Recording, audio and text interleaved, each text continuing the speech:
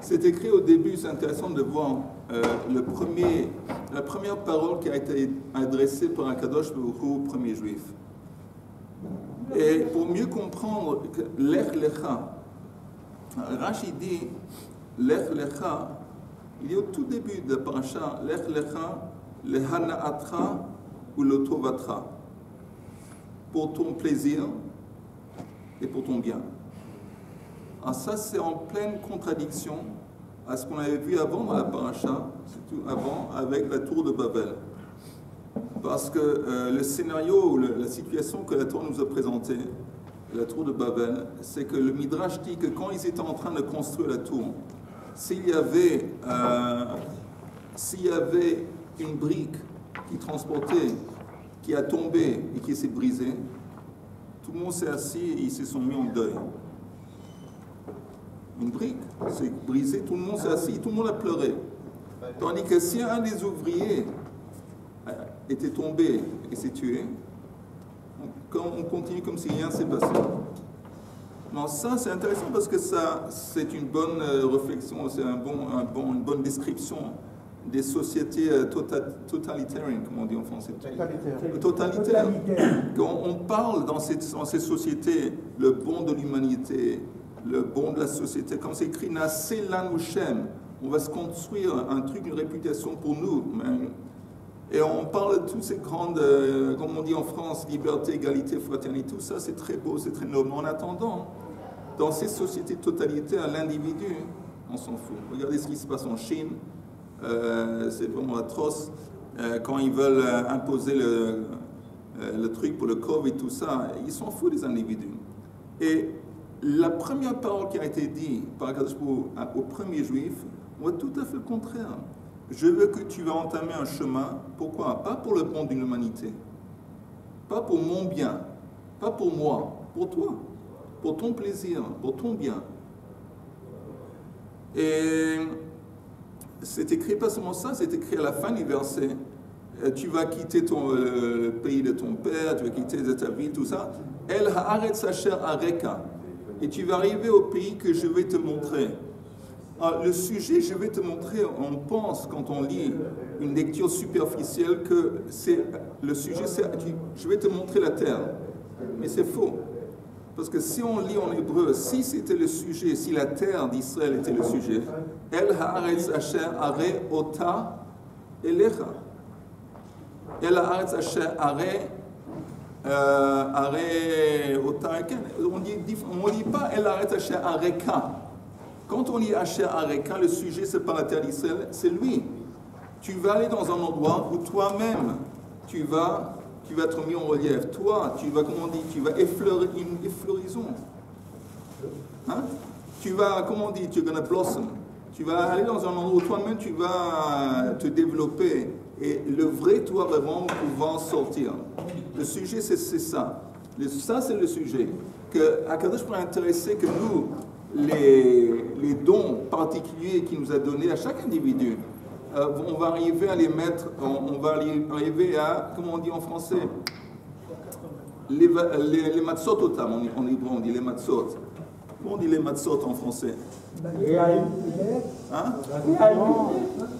On a tous des dons, on a tous des qualités. Je veux que ces dons et ces qualités, on va arriver à les réaliser très bien. On va réaliser, ça c'est le but, that's the name of the game. On va réaliser les dons et ça c'est le truc. Mais comment on fait ça? Comment on arrive à faire ça? Alors c'est écrit. Tu vas quitter ton pays, le lieu de ta naissance, la maison de ta famille. Ça s'appelle en anglais, en français, ça dit, you have to step out of your comfort zone. Tu dois quitter ton comfort zone. Ton zone de confort. Et la seule façon qu'on peut évoluer dans la vie, c'est quand on sort de notre zone de confort. Si on reste dans nos petites habitudes, comme on dit, les pépères comme ça. Et alors, ok, c'est peut-être confortable, mais c'est pas comme ça qu'on va pouvoir vraiment se développer dans la vie. Il faut sortir de la maison de ta famille, il faut sortir de ton pays. Et c'est la seule façon, même si ce n'est pas confortable, même si ça fait peur, c'est la seule façon qu'on arrive dans la vie à se développer. J'ai une question. Encore une minute, et je retourne à ta question. Et la preuve qu'il faut vraiment, il faut marcher, ça vient entre parenthèses, regardez le nom qu'on donne pour la prière. L'essentiel de la prière, c'est le Shemona Esrei. Le nom du Shemona Esrei, enfin, c'est Amida. Et Amida, c'est stop, tu ne bouges pas. Quand on dit quelqu'un arrête de bouger, arrête de continuer, tu dis Amod. Pourquoi Amida quand on parle du Shemona Esrei? Parce qu'on avait parlé de ça avant, que selon la Kabbale, selon la structure de notre prière est divisée en 4. Il y a 4 sections dans la prière qui correspondent aux 4 lettres du nom d'Akadosh Baruch Hu et qui correspondent aux 4 mondes de base. Donc ça commence avec les korbanot. Les korbanot qu'on dit, ça correspond à Olam ha-Yetzira, Olam ha-Asiya. Olam ha-Asiya, c'est le monde dans lequel on habite, tout à fait matériel. Après Psuke des Imra, Zolam ha-Yetzira. Après Kriyat Shema et les Brachot, ça c'est Olam ha-Bria. Et quand on arrive finalement à l'Amida, c'est Atzilut. C'est quoi Atzilut? Atzilut, c'est Mamash. Un tête-à-tête avec rien d'autre. Il y a juste Akadosh Baruch Hu. Quand on arrive à ce stade, c'est le top, c'est le but. Quand on arrive au but, à mode, tu ne bouges plus parce que tu arrives à la destination finale. Donc on dit Amida. Mais pour arriver à ça, il faut parcourir un chemin. C'est pour ça que le nom en hébreu du monde dans lequel on habite, c'est Kadoua Aretz. La racine, la base de Aretz, c'est Ratz. Ratz, ça veut dire courir. On doit parcourir, on doit bouger. Ce n'est pas en s'assoyant sur la chaise et mettre les pantoufles et regarder. On ne va pas arriver à ce développement. Il faut comprendre qu'il nous manque quelque chose. Qu'est-ce qui nous manque? Il nous manque vraiment un lien, comme il faut être relié comme il faut à Kadosh Baruch Hu. Et pour arriver à se relier comme il faut se développer, il faut bouger. Et ça, c'est l'idée que, encore une fois, ce qu'Akadosh Baruch Hu demande d'un juif en particulier, mais de tout le monde, c'est qu'il faut arriver à à réaliser tous les atouts, tous les talents que je t'ai donnés. Et c'est pour ton plaisir et pour ton bien. Pour ton plaisir, pas pour le bien, encore une fois, de l'humanité. Pas pour moi. Il aurait dit, l'ech bishvili, l'ech lemani, leman torati. Non, l'ech lecha pour toi. Mais ce qui est très beau à la fin, qu'est-ce qui est écrit? Tu vas faire tout ça et le résultat va être en fin de compte, tu vas devenir la source de la bénédiction pour les nations dans le monde. Donc on voit bien que le but en fin de compte final, c'est vrai qu'on est censé de faire un travail sur nous-mêmes pour notre plaisir et pour notre bien et s'actualiser. Mais le but final, c'est pour pouvoir contribuer, c'est de contribuer aux autres. Que quand nous, on arrive à réaliser nos talents et comment on dit, les trucs que tu nous as donnés, il faut être en position de pouvoir les donner, les contribuer aux autres, à l'environnement. Et ça, ce qui est écrit à la fin, c'est un petit peu la même idée avec Am Yisrael. Am Yisrael, c'est écrit à Am Levada Dishkon. C'est un peuple qui est censé d'habiter en écart des autres. Pourquoi faire? Pour préserver la chose qui est spéciale qu'on a, qui est la Torah. Et de peur que si on ne vit pas à l'écart des autres, on risque de s'assimiler, on risque d'être influencé par les autres. Mais le but c'est quoi? Le but c'est pas rester à l'éternité à côté. Le but c'est dire all égoïme. En fin de compte, d'apporter aux autres. Ça, c'est le but. On voit ça dans les premiers versets de l'Ech Lecha. Et Bezrat Hashem, qu'on va avoir le mérite de mettre ça en pratique dans le futur immédiat. Je peux faire le cours, s'il vous plaît, à la mémoire de Jacques Yaakov Ben Rachel. À la mémoire. Oui. Elohim Nishmat. Ce cours est consacré à Elohim Nishmat. Jacques Yaakov Ben Rachel. Ben Rachel. וגם ניסים בן אסתר. Aussi Nissim Ben Esther. ניסים בן אסתר. אברהם בן אג'ינה. Et Abraham Ben Agina. Ben Eliezer. Aussi Uri Ben Eliezer. aussi la refoua shlema au mira de Ishaï Eliyahu ben Ronit. Ok. L'école Cholé Israël. Ok, on est où là? On est Quoi? On est à la page Kraft Ale d'Amoud Aleph. ouais, en bas, on est en bas. Ouais, c'est ça. À quel niveau? Ça commence par Tamar. Je suis désolé. Si vous avez ça, parce que Chaim n'est pas là et Où est-ce qu'il est, Chaim? un pan d'édifice qui va s'effondrer. Hein. Bon, c'est vrai. 8 lignes. 8 lignes. Du bas. 8 lignes du bas. Hein. On est ici quelque part, hein, juste je veux savoir où exactement. Avodat Matana, vous l'avez on va aller à partir d'Amar Rav. D'accord. Non, c'est Chaf Dalet d'Amoud Aleph. Moi aussi, c'est pas possible que je chope une élection, parce que je venais dans le Ah, bon, ouais. Tu as opéré Voilà. Attends une seconde. Moi, j'ai fait opérer quelque chose. Amar Rav Arba Avodot. Voilà, c'est là. Amar Rav Arba Avodot. Ok, on va aller partir de là. Amar Rav Arba Avodot. Combien de lignes, s'il vous plaît? Au milieu de la page, Chaf Dalet d'Amoud Aleph, plus ou moins au milieu, s'il y a 2 points, Amar Rav, Arba Avodot, Zar Chayav Alehen Mita. C'est là, hein, on est arrivé jusque-là. Il y a 4 selon Rav, vous y êtes. Il y a... C'est pas Yoma? Je sais pas, c'est. Je vois. Tu veux, apporte-moi ta Gemara très vite. Shabbat, il a dit.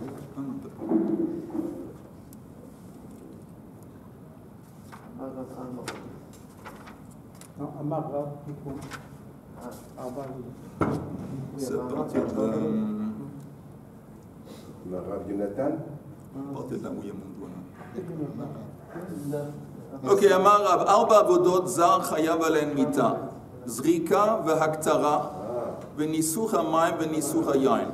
Il y a 4 services, 4 avodot qu'un Kohen fait, et, entre autres dans le temple, que s'il y a un Zar, un non-Kohen qui le fait, il a la mise à mort. C'est quoi les 4 avodot? Ah Oui, Midei Shemaim.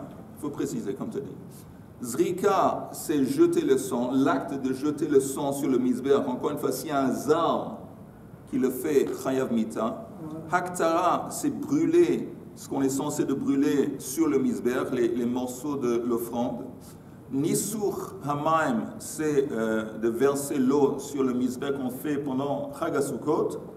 Venisur Hayain, le verser le vin qu'on fait chaque jour. Verser le vin, ça accompagne par exemple Korbanat Tamid, beaucoup de Korbanot, partie intrinsèque de l'offrande, il y a Nisur Hayain. Maintenant, encore une fois, quelqu'un qui fait ça, il est Chayav Mita, s'il n'est pas un Kohen. Levi Amar Af Trumat Adeshen. Levi, il ajoute à ça aussi la première avoda de la matinée, Trumat Adeshen. Est-ce que c'est Trumat Adeshen? On avait dit Trumat Adeshen, c'est la première chose qu'on fait dans le temple, c'est le matin, c'est un Kohen, il monte sur la rampe, sur le kevesh, et il prend une espèce de pelle, il enfonce ça dans le tas de cendres, il enlève les cendres, il met les cendres sur la pelle, pas tout, juste ce qu'il met sur la pelle, il descend, et il le met par terre, et puis un miracle que les cendres s'engloutissent dans le sol. Ça c'est Trumat Adeshen. C'est un peu bizarre ça. C'est un peu bizarre, mais ça fait partie de notre Torah. Il y a beaucoup de choses bizarres dans le Vechen Tane Levi b'matnite, Af Trumat Adeshen. Et aussi, c'est enseigné dans une braïta qu'il inclut aussi Trumat Adeshen. Maintenant, on demande Maïtama de Rav. Quel est le raisonnement de Rav? Dirtiv Ata uvanecha yitra, tishmeru et kehunatrem, lechol davar hamizbeach, ulemibeit la parochet, ve'avadatem avodat matana, eiten et kehunatrem ve'azar akarev yumat. Donc, à toi et tes descendants, vous allez garder, préserver votre kehuna. Lechol davar hamizbeach, pour tout ce qui est lié à la mizbeach, ou le mibeit la parochet, et tout ce qui va se dérouler, tout ce qui va se faire à l'intérieur de la parochet. On parle ici, apparemment, de Kodesh HaKodashim. V'avadatem avodat matana. Vous allez faire un service qui consiste de matana, d'offrande. Eiten keunatran, je vous donne votre keuna. Et ça veut dire quoi, je vous donne? Ça veut dire que le zar, un non-kohen qui s'approche, il le fait au lieu de vous. Yumat. Ça, c'est le verset dans la Torah. C'est quoi? Pardon? Un non-kohen, c'est un Lévi parce que Oui, ça peut être un Lévi, ça peut être un Israël. À Israël. Ah bon? Oui. Il circule comme ça Dans le scénario où quelqu'un, dans un scénario, il décide, moi je vais faire ça, il se déguise en Cohen, il veut le faire. Alors, c'est Mitab Yidei Shamayim. Il y a un roi qui a fait ça. Oui, il y a Hordus, je pense. Non, pas Hordus. Et il y a Yanai Melech. Yanai Melech aussi, il me semble, qui doit être Cohen Gadol. Non, un autre qui est devenu lépreux Ils se connaissent. jusqu'à la fin de sa vie. Ils se connaissent, les Cohen, c'est pas possible ça. Qui a porté la... Il est rentré dans le Torah. sein des saints. J'ai oublié. Il est mort. Mais j'ai oublié le nom. C'est pas- Ok, on est en train d'essayer de chercher Rav, le raisonnement de Rav. Alors, Rav dit qu'il y a 4 services vis-à-vis duquel si un zan le fait, il est chayamita. Avodat matana, velo avodat siluk. Le fait que c'est écrit dans le verset avodat matana, matana c'est quoi? C'est mettre quelque chose sur le misber. C'est apporté. Oui, apporter. Alors, ça vient exclure Trumat Hadeshen, selon Rav. Parce que Trumat Hadeshen, c'est pas apporter, c'est pas placer, c'est enlever. Donc il dit, tu peux préciser du mot avodat matana qu'on exclut velo avodat siluk, qui est Trumat Hadeshen. Donc ça, c'est la raison pour laquelle il est contre Lévi. Va'avadatem avoda. Alors le mot avadatem, on peut séparer le mot avadatem en deux. Ava, avoda, tam. Tam, c'est quoi? C'est complet. C'est quoi complet? Qu'il n'y a rien qui va suivre après. Il n'y a rien mais qui va compléter. Que ce service, cet acte de service, il ne va pas être suivi par quelque chose d'autre. Avoda tama, velo avoda sheyesh acherea avoda. Ça vient exclure des actes qui vont être suivis par d'autres actes. Donc, par exemple, le processus de l'offrande, de Shrita. Alors, on avait dit qu'il y a 4 avodot dans la Shrita. D'abord Shrita. 2, il y a Kabbalat Adam. Il y a quelqu'un, un Kohen qui vient avec un bol pour recevoir le sang qui jaillit. 3, il y a Holacha, transporter le dam jusqu'au misber. Et 4, il y a Zrika. Mais parmi les 4 actes, le seul acte qui n'est pas suivi par quelque chose, c'est le dernier. Les autres, comme ils sont suivis par quelque chose, ça ne rentre pas dans la catégorie de Avodat Tama, donc c'est exclu. Par exemple. Lévi, Rabbi Rachmana, lechol davar misber. Lévi, il dit, oui, mais si tu prêtes attention au verset, c'est écrit cette expression, lechol davar misber. Ce n'est pas dans ce verset qui cite. Ah oui, c'est là. Ça veut dire quoi lechol davar? Pour n'importe quelle chose qui est lié au misber. N'importe quelle chose, ça comprend même enlever. Parce qu'on enlève quelque chose qui était sur le misber. Tout ce qui est lié au misber, le chol d'avoir un misber, selon Lévi, ça vient nous inclure Trumat Hadeshen. Mais pendant la période des corbanotes, par exemple, corbanat tamid, quotidien, etc., est-ce qu'il y avait des personnes autres que des filles ou des Kohen? Oui. Sur place. Oui. Oui. Chaque offrande est censée être offerte dans la présence du propriétaire, du Baalim. Non, mais le Korban Tamid. Attends. Alors, le Korban Tamid, c'est qui le propriétaire de Korban Tamid? C'est l'ensemble du peuple juif. Oui. Alors, il y a un truc qui s'appelle Ma'amad. Ma'amad, c'est que on prend des représentants du peuple, on prend parmi les villages, les villes, et ils font ça à la relève. Il y a chaque fois qu'en Korban Tamid, il y a des représentants qui sont sur place. Je ne sais pas combien il y a, c'est une douzaine, 2 douzaines de gens qui sont là, d'Israël, qui sont là, et c'est les représentants d'un Israël en tant que Baalim du Korban. Et comment ils sont représentés? Comment on les choisit? Je ne sais pas. Ils font, je ne sais pas. Et je ne sais pas combien de gens il y avait. Le Chol Davar Misber. Rav, qu'est-ce que lui il fait le chol davar mizbeach? Il est conscient qu'il fait le chol davar mizbeach, ça vient inclure quelque chose, ça vient ajouter quelque chose. Qu'est-ce que ça vient ajouter? Son Rav. Ahul le'ituye sheva hazaot shebifnim vesheba metzora. Pour lui, ça vient inclure les 7 fois qu'on jette, on asperge du sang à l'intérieur de Kodesh HaKodeshim pendant Yom Kippour. Et aussi, ça vient inclure, on jette de l'huile, Shemen HaMishra, sur le Metzora. Metzora, c'est quelqu'un qui a la lèpre. Voilà, mais c'est Machala. Pardon? C'est Machala. Oui, c'est une Machala divine, de quel point de vue. C'est vraiment quelque chose. Oui, c'est une espèce de lèpre, comme la lèpre. Mais un truc qui est normalement c'est une punition pour avoir parlé de la Shonara, entre autres. De toute façon, Rav dit, ça vient inclure ça aussi, en dépit du fait que ce n'est pas des choses qui se déroulent sur le Mizbeach, c'est néanmoins inclus à travers cette phrase, le chol davar Mizbeach, pour dire que si le Zar, il faisait une de ces choses, Sheva Hazot, Shebifrim, Vesheba Metzora, Chayav Mita. Levi, il est d'accord que ces choses aussi sont incluses. Comment lui va inclure ces choses? Nafkele midavar bechol davar. Il dit, tu as davar à Mizbeach, le mot vechol davar. Le mot vechol, ça vient inclure asperger le sang à l'intérieur et le shemen hamishra pour le metzora. Le mot chol. Verav davar vechol davar lodarish. Rav, il ne prête pas attention à cette distinction entre kol davar et davar mizbeach. Ok. Jusqu'ici, c'est clair ou il y a des questions? Oui. Le roi qui avait apporté, c'est Uzziah. Uzziah, il a fait. Je connais. C'est un roi tzaddik. Il a fait. Ça valait la peine de venir ce matin. Ve'ema lechol davar mizbeach. On n'a pas répondu à la question. Quelle question? La question qui a été posée tout à l'heure. À savoir, est-ce que c'est une matana ou pas? Est-ce que on apporte quelque chose ou on prend quelque chose? Mais finalement... Attends. Tu as dit... Je termine. Oui, vas-y. Le fait de jeter le sang sur le Mizbeach, c'est ça c'est l'essentiel. Tout ça. Finalement, tout ce qui est toute la shrita, tout ça, qui a précédé donc ce geste, c'est secondaire.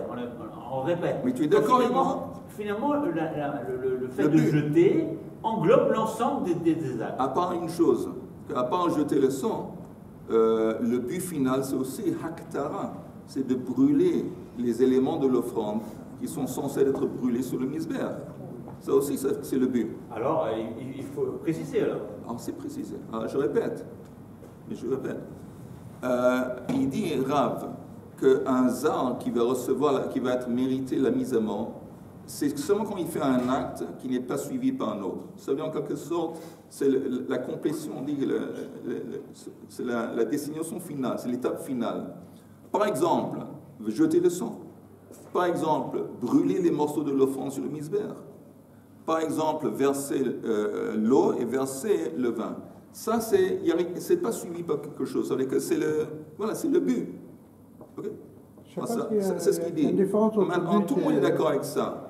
La seule différence que Lévi, lui, il dit à part ça, Trumat Adeshen, c'est aussi un acte que si cet acte est fait par un non-Kohen, il reçoit la mort. Et Rav dit non, parce que c'est écrit Avadatem. Avadatem, il découpe le mot Avodatam. Ça veut dire qu'on a besoin d'un service qui est complet, qu'il est complet, qu'il n'est pas suivi par un autre service. Et Lévi n'est pas d'accord, il dit ok, mais c'est tout de même écrit le chol davar mizbeach. Le mot, ce terme dans le verset, le chol davar mizbeach, ça vient inclure même enlever, Trumat Hadesh, enlever les cendres. Donc ça c'est jusqu'ici, ça c'est la situation. Donc on continue. Alors la Gemara dit, il y a une autre façon d'aborder, maintenant c'est une attaque sur Lévi. Ça veut dire la touille c'est inclus. Nafka, on apprend. Il apprend Lévi Nafka Lémi Davar Vechol Davar. Verav Davar Vechol Davar Lodarish. Ve'ema, on va entamer la troisième ligne avant la fin. Ve'ema Lechol Davar Mizbeach. Lechol Davar Mizbeach, c'est une généralité. C'est un klal. Lechol Davar, n'importe quelque chose qui est lié au Mizbeach. Quelqu'un qui a un zan qui le fait Chaimita, klal. Avodat matana prat. Après, c'est suivi par une précision. Ce n'est pas seulement quelque chose qui est lié au misber. C'est une avodat matana. C'est une avodat qui consiste de mettre quelque chose. Alors ça, c'est un prat. Klal ou prat, ein bechlal, mache beprat. On a un des principes qu'on a, que si on a dans un verset une généralisation, un truc général, un klal, qui est suivi par un détail, un truc spécifique, le truc spécifique vient d'aider qu'en fin de compte, toute l'expression générale, elle se limite à l'exemple spécifique. Par exemple ici, le chol davar misber, ça comprend n'importe quel service qui est lié au misber. Mais après, c'est écrit dans le verset avodat matana. Alors ça veut dire que quand on dit le chol davar misber, on ne parle uniquement de service qui consiste d'apporter, de poser, de donner matana, et pas d'enlever, comme par exemple Trumat Hadeshen. Pourquoi on ne dit pas comme ça? Avodat matana et une avodat siluk, non. Donc on voit qu'avodat matana, c'est inclus avodat siluk, un service qui consiste à enlever. Par exemple, Trumat Hadeshen, ce n'est pas un service dans lequel un zar va recevoir mita. Amakra, donc pour nous empêcher de penser comme ça, le verset dit, Amakra, on tourne la page, ou le mi-beit la parochet. C'est écrit dans le verset qu'il y a des choses qui vont se dérouler à l'intérieur du rideau. Ça veut dire, c'est quoi l'intérieur du rideau? L'intérieur du rideau, Kodesh Kodeshim. Donc, va'avadatem el mi-beit la parochet, hu de avodat matana velo avodat siluk. Ha-bechutz afilu avodat siluk. On dit que cette précision, cet enseignement, que c'est seulement une avoda qui est complète dans le sens qui n'est pas suivie par un autre. C'est seulement des avodas qui se déroulent à l'intérieur, dans Kodesh et Kodeshim. Là, on prête attention à cette distinction entre poser et entre enlever. Mais bachutz, c'est quoi bachutz? En dehors du Yichal, par exemple sur le grand misber, le misber Hanochachet, il n'y a pas cette distinction dans les mots. Je répète dans les mots de la Gemara. Ou le mi-beit la parochet va'avadatem, el mi-beit la parochet hu de avodat matana velo avodat siluk. Cet enseignement, cette distinction, elle s'impose, elle s'affirme uniquement à l'intérieur du parochet dans le Kodesh Kodeshim. Ha bachutz. Mais quand on est en dehors, afilu avodat siluk, il n'y a pas cette distinction. Et même une avoda qui consiste en lever, ce serait si elle a été faite par un zar, c'est une mise à mort. Alors la Gemara dit, par exemple, regardez juste le Rashi qui dit, quand on parle à l'intérieur de Kodesh Kodeshim, c'est quoi une avodat matana? C'est quoi une avoda qu'on fait à l'intérieur de Kodesh Kodeshim qui consiste de poser? Rashi dit la deuxième ligne d'en haut, matana que gon hazaot sheben abadim de Yom Kippourim venetinat ketoret à la esh.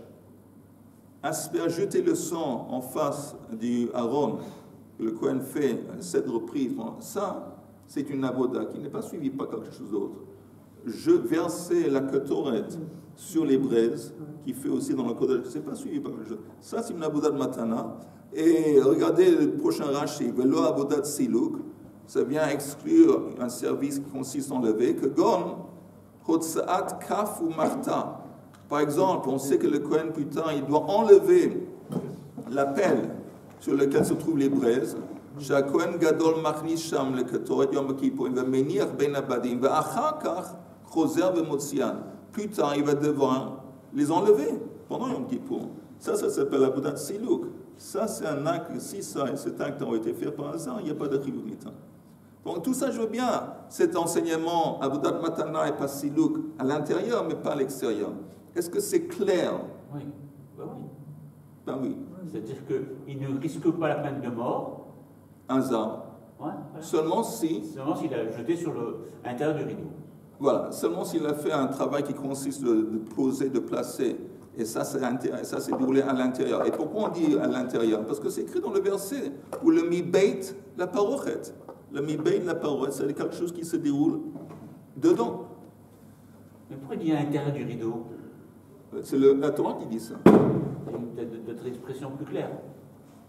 Écoute, tu vas arriver en haut après 120 ans et tu vas leur dire, écoutez, je ne comprends pas. apporte un crayon, une gomme, et propose de rédiger la Torah autrement. Mais en attendant, la Gemara dit, si c'est comme tu dis, si c'est ainsi, Ihachi, va'avadatem nami, el mi beit la parochet, hu, de avoda tama, velo avoda sheyesh achre avoda. Si tu me dis que, on avait dit avodat matana, c'est son avodat matana, quelque chose qui pose, c'est seulement à l'intérieur. Alors prends l'autre mot, avodat tama, il dit la même chose ici aussi.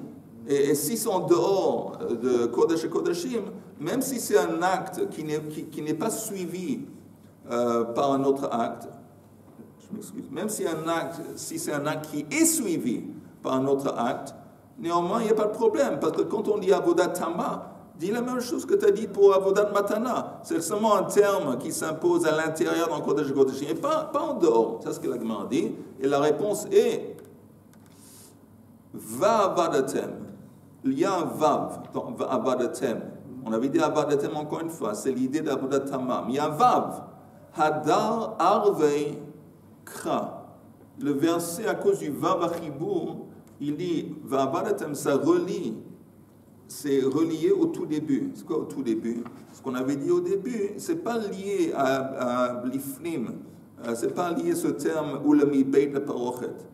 Comme il y a un vavachibur, ça va retacher, ça relier tout ça, même en dehors. Alors, si vous regardez, si on va faire, regardez la page avant, on va revoir cet extrait de la Torah, ce verset, qui dit Va'ata uvanecha yitra, tishmeru et kehunatchem, lechol davar mizber, ulemi beit la parochet, va'avadatem matana. Maintenant, vous voyez, il y a dans ce terme, va'avadatem, avodat matana, il y a deux enseignements. Avodat matana, ça doit être un service qui consiste de poser, matana, noten, et qui exclut enlever. Et à part ça, va'avadatem. Maintenant, la différence qu'ils disent, ils proposent que avodat matana, il n'y a pas un vav. Va'avadatem ve'avodat matana. Le vav, en hébreu, on dit le vav, c'est vav achibur, ça vient relier à ce qui était avant. C'est quoi ce qui était avant? Ce qui était avant, même où mi beit la parochet.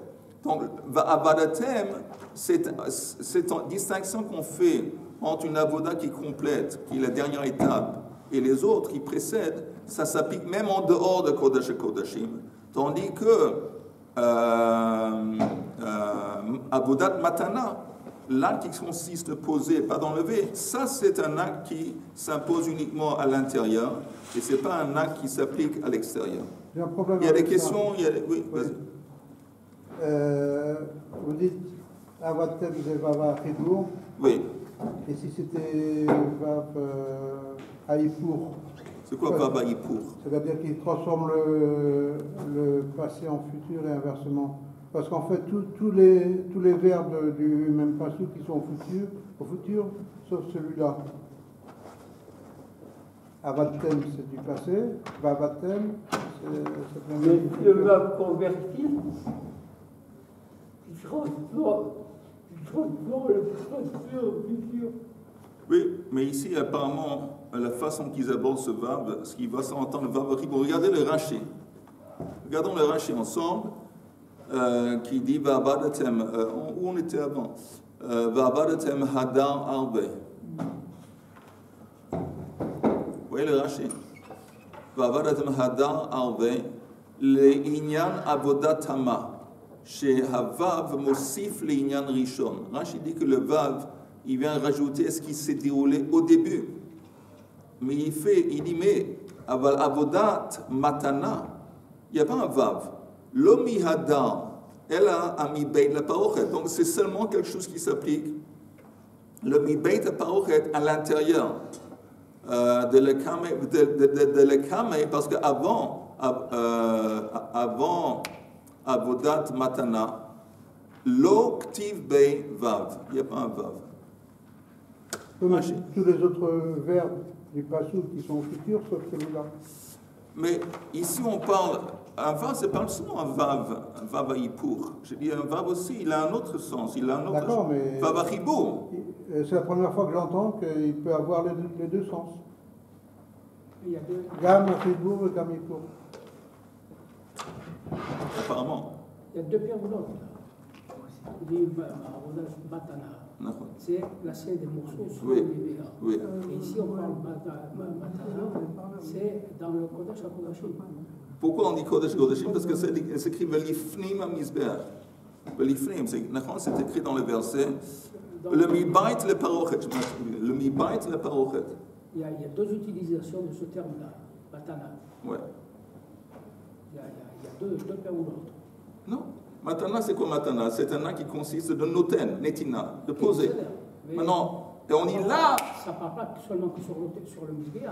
On parle aussi du Kodesh HaKodashim. Non, on parle uniquement, selon ça, uniquement de Kodesh Kodashim. Et pas du Mizbeach, c'est ce qu'il dit. Mais on a vu juste avant ça que le fait de poser les halakim sur le Mizbeach, ça s'appelle Avodat Matana.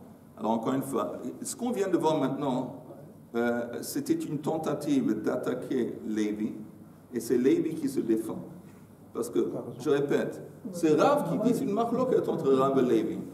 Rav, il dit, écoute, les seuls actes qui sont faits par un zar et qui sont méritants d'une mise à mort, c'est encore une fois jeter le sang, brûler, haktara, brûler les morceaux de l'offrande sur le misber, verser le maim, verser l'eau sous code et verser le sang, qui accompagne, verser le vin, je m'excuse, nisucha yain. Et il dit pourquoi? Parce qu'il dit, je me oppose, je me base sur ces deux choses. Avodat matana, on a besoin d'un acte qui consiste à poser et pas d'enlever, donc j'exclus Trumat Hadeshen, ça c'est grave. Aussi c'est écrit Va'abadatem. Il dit Abadatem, c'est Abodatam. Abodatama, c'est un acte qui complète un processus et c'est pas qui est suivi. Voilà, ça c'est grave. Lévi dit non, parce que c'est écrit dans le verset où le Chol Davar Mizbeach. Le Chol Davar Mizbeach, ça vient inclure et ajouter n'importe quel acte qui est lié au Mizbeach, même si c'est quelque chose qu'on enlève. Et même si c'est quelque chose qui peut... Tant que c'est lié au Mizbeach, c'est inclus, selon Lévi. Il est d'accord apparemment, à Badatem, qu'on exclut Zrika, on exclut Holacha, Kabbalat Adam. Il est d'accord avec ça. Mais si c'est un acte comme Trumat Hadeshen, comme c'est lié au Mizbeach, en dépit du fait que c'est enlevé, c'est inclus. Ça, c'est Lévi. Après, on essaie de dire, mais attends, on pourrait aborder le verset de la façon suivante, qu'on a un truc qui s'appelle klal ou prat, ein baklal le mashish beprat. Si on a d'abord une expression qui est générale dans un verset, suivi par un exemple spécifique, l'exemple spécifique vient définir la généralisation. C'est une définition, ein baklal le mashish beprat. Donc si au début on dit les chol davar mizbeach, le Chol Davar Mizbeach, c'est un truc, une généralisation. C'est suivi après par Avodat Matana. Avodat Matana, ça vient ici, non, pas n'importe quoi, c'est uniquement des actes qui consistent de poser, de donner. Alors il dit, ça c'est contre Lévi. Alors Lévi dit non, parce qu'il dit, si tu regardes bien le verset, c'est écrit ou le mi beit le parochet.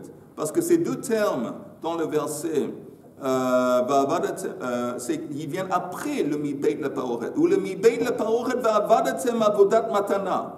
Alors, tu dois bien comprendre que cette distinction que tu fais entre poser, entre enlever, c'est seulement une distinction qu'on retrouve à l'intérieur, dans Kodesh Kodeshim. Mais à l'extérieur, il n'y a pas de problème.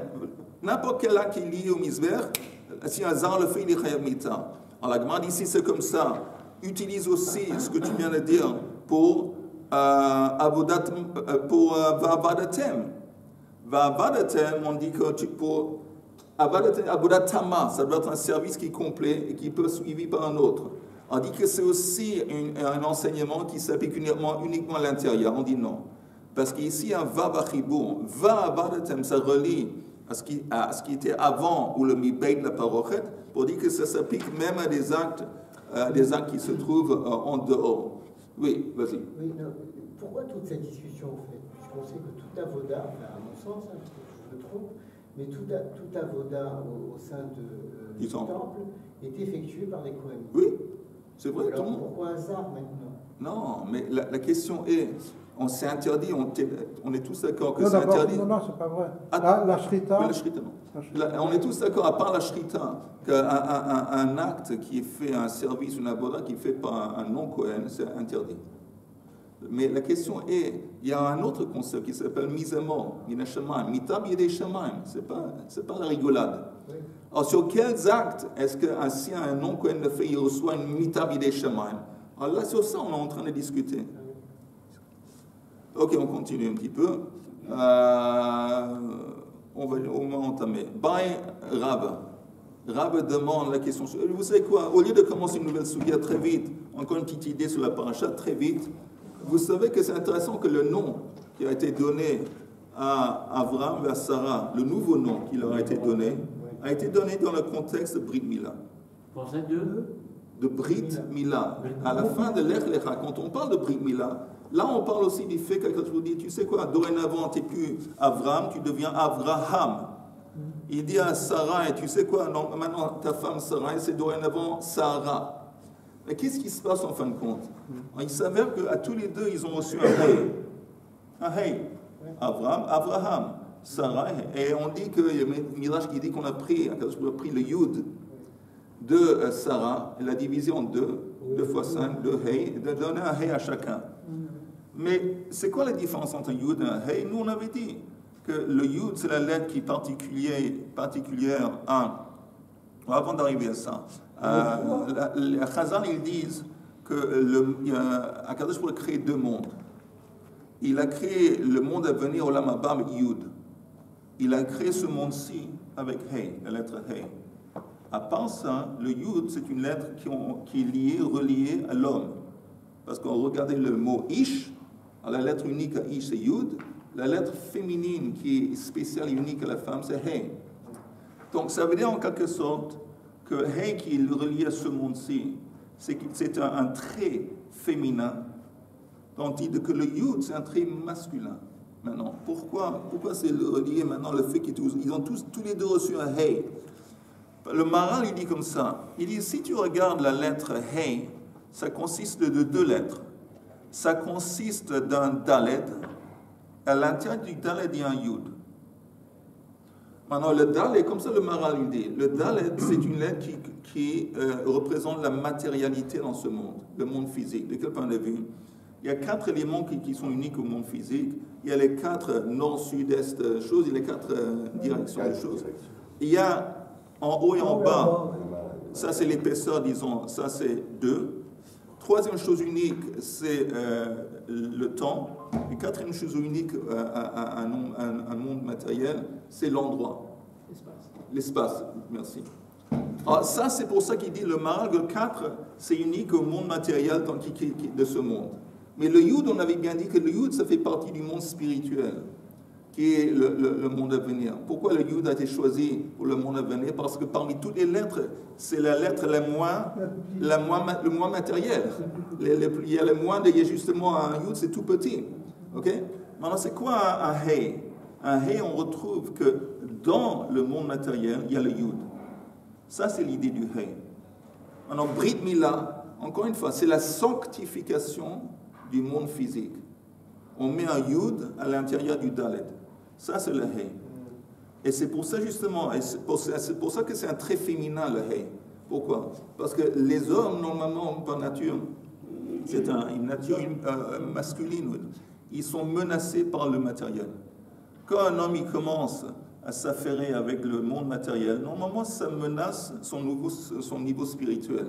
Ça va bousiller son équilibre.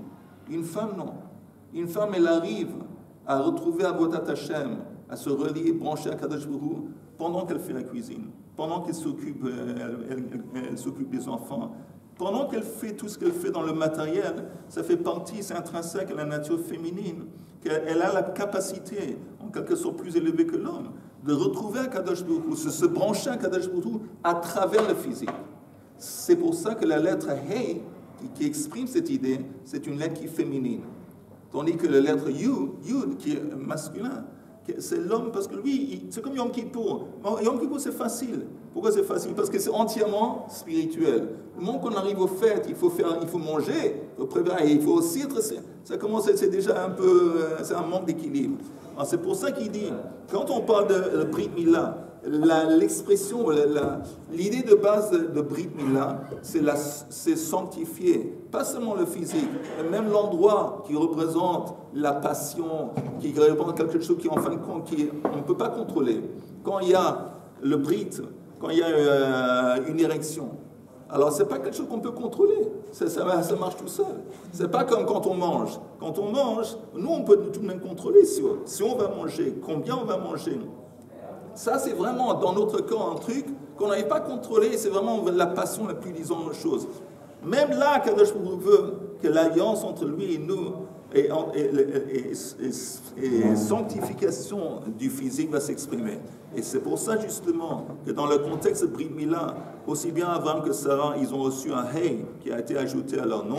Et c'est pour ça qu'ils ont pu maintenant, parce que ça c'est les mitzvot. Il y a même une opinion qui dit qu'à partir de Brit Mila, Avraham Avinu a commencé à vraiment garder toute la Torah. Les sages ils disent qu'il a gardé chaque mitzvah. À partir de Brit Mila, il a pu commencer à garder toutes les mitzvot.